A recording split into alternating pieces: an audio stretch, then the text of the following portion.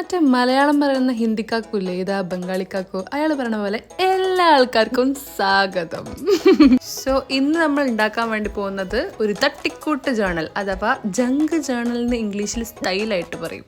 ആഹാ, ഇതിപ്പോ എന്താ പുതിയ പരിപാടി എന്ന് ആലോചിച്ചുകൊണ്ട് തലമുണ്ടാക്കൊന്നും വേണ്ട. സിമ്പിളാണ്. നമ്മൾ ഈ സൂക്ഷിച്ചു വെക്കുന്ന ടിക്കറ്റ്സ് ആയിക്കോട്ടെ, റെസിപ്റ്റ്സ് ആയിക്കോട്ടെ, പേപ്പർ കട്ടൗട്ട്സ് ആയിക്കോട്ടെ, ഇതെല്ലാം കൂട്ടി ചേർത്ത് ഒട്ടിച്ചുണ്ടാക്കുന്നതാണ് ഈ ജങ്ക് ജേണൽ എന്ന് പറയുന്നത്. ഈ ജങ്ക് ജേണൽ എന്ന് പറഞ്ഞു എനിക്ക് എന്താ ഓർമ്മ വരുന്നതെന്ന് അറിയോ? മുതലാളി ജങ്ക ജഗ ജഗ, അതാണ് എനിക്ക് ഓർമ്മ വരുന്നത്.